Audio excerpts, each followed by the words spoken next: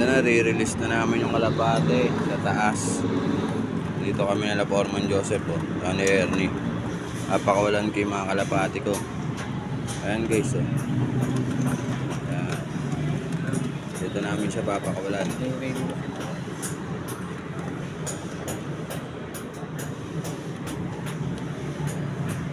Ayan si Shyla oh.